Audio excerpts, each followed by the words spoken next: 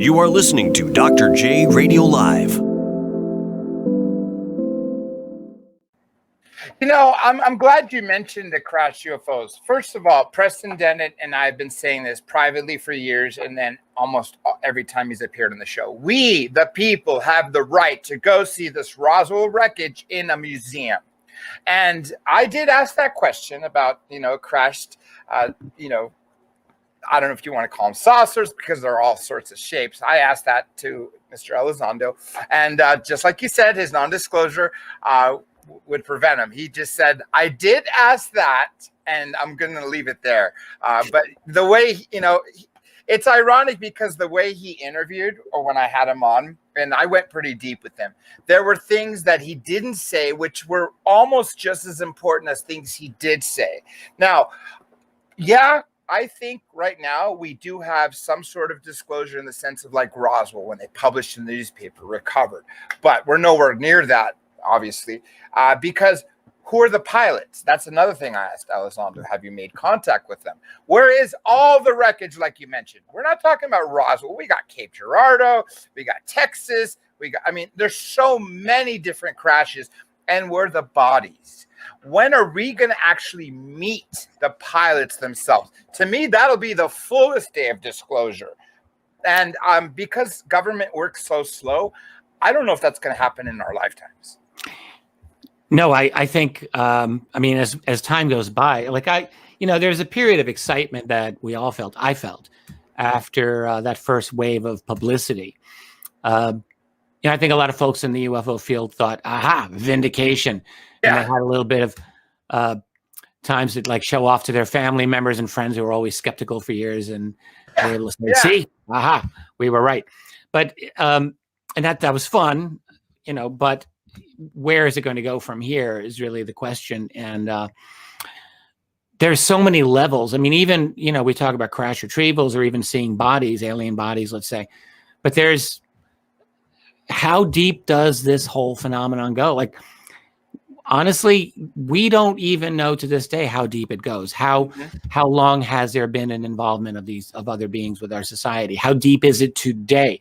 Are they involved in our society? Is there collaboration between our elites and these other beings, or to what extent is there? These are questions that inevitably would come up, or at least down the road, you would think they would come up.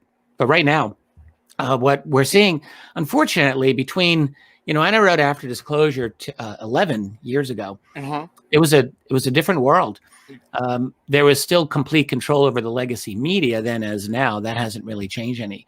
But what has changed since then is complete a revolution by big tech over the thought of the entire world. It's been a global revolution, not just a national revolution in the U.S. It's been everywhere.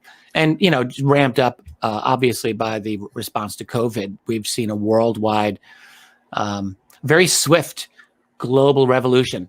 I was just talking about this the other night on one of my programs, and I was comparing, to previous revolutions of the past, like the Bolshevik Revolution or Hitler's seizure of power in 1933 or Mao or any, those. Okay, so those were revolutions that were very fast, very bloody. They were very extreme. They felt extreme. So what we've experienced here in the last year and a half maybe isn't that extreme. But what's different is that this is global. So there's never been a global transformation so rapid as what we're all experiencing now. And that's actually quite extraordinary. And it's definitely intense. And so I'm bringing this up because that affects UFO disclosure, it seems to me.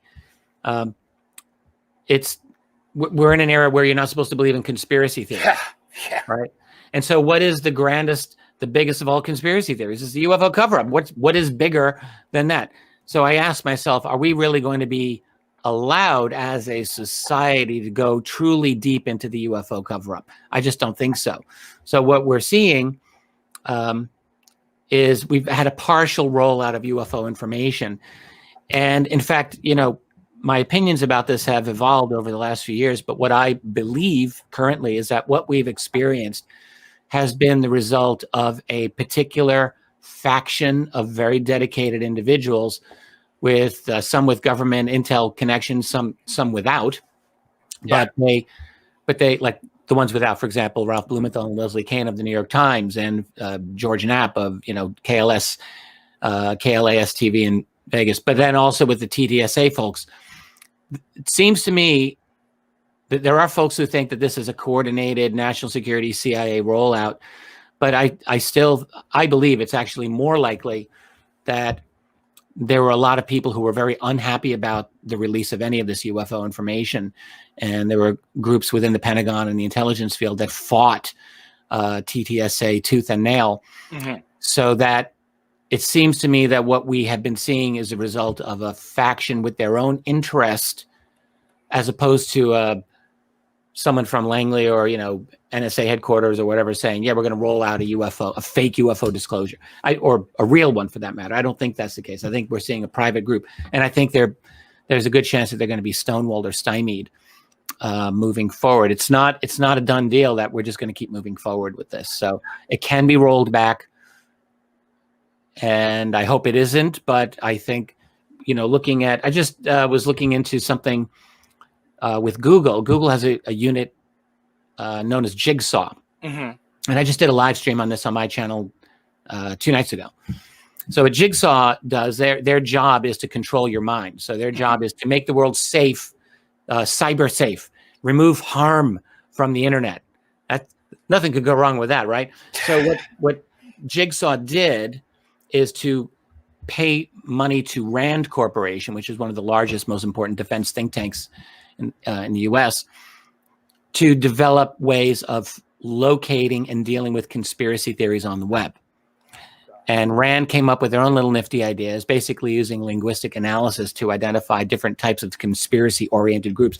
One of the groups that they looked into for this study of theirs were UFO believers.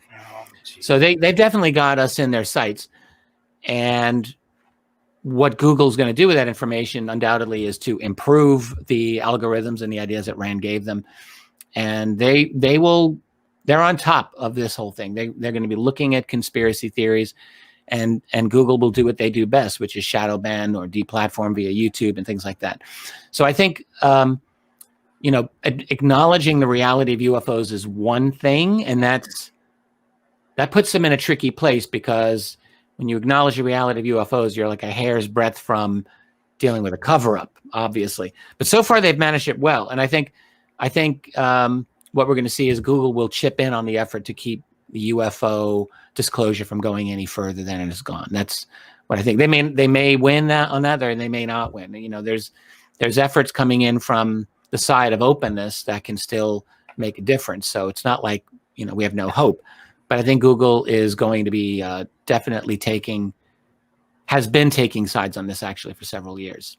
There's a couple of things I want to mention. First of all, you talked about shadow banning. I've been shadow banned. I lost 70,000 followers on Twitter, 40-some thousand on Instagram, and I have no idea how many on Facebook.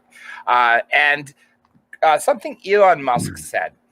When it came to cars, and after all the car accidents where people died because of no seatbelts, it took 10 years for regulations to come out for seatbelts, right? When you're dealing with something this massive, and then you have an oligopoly, right? You got Facebook, Zuckerbucks, as they call them, Dorsey, you got Tim Cook, you got Google, you got Bezos.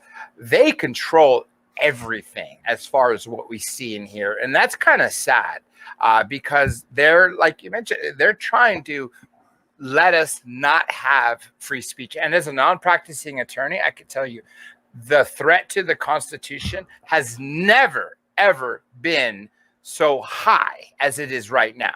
I mean, I know every lawyer right now is like screaming in their head, like, where's our First, Second, Fourth, and 10th Amendment? Not to mention the other ones in between that deal with due process, self-incrimination, etc. So I feel that you're absolutely right, Richard, because I don't know if we're ever going to get to the real truth. I don't think they're going to show us the bodies.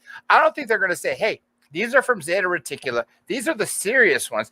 By the way, avoid the praying mantis. I'm just, making up different species of what they do, but they're not going to do that. I don't know why, but it seems like they're never going to let us know. Now, do you recall what General Eshed said several months back? Yeah, Hayam Eshed of Israel. Yeah. What do you think of his claim? So just to help listeners out, Hayam Eshed is I think he's in his mid to late 80s. He's a retired Israeli defense official and space. He ran their space program, or the equivalent. I can't remember the name of the program, but it was their space program essentially. Yeah. So and he's been in the Israeli defense bureaucracy for many years. So this is a very accomplished man, obviously. Very. And what he said, this is a couple of months ago. Well, a few things. He was like, President Donald Trump, this is when Trump was president, has been briefed on this. He made that statement. He made the statement that UFOs are real, and I think he said to the effect the aliens are here. And then he talked about the Galactic Federation. Mm-hmm. That's right. That's what kind of threw me for a loop, to be honest with you. So I don't really know that I believe in a galactic federation, or if there is one, I'm not really persuaded that any of us ordinary slobs here on Earth have interest or have knowledge of such a thing. Yeah. It's very like new agey kind of California. You're out in LA. You get it a lot, and they would talk about the Galactic Federation of Light frequently. Is very no, maybe it's a real thing. I've just been a bit leery of that concept. So when I heard him mention it, it made me think. He was working off of maybe information that he might have been briefed on, and maybe he was working off of information that he thought was true that he got from other researchers.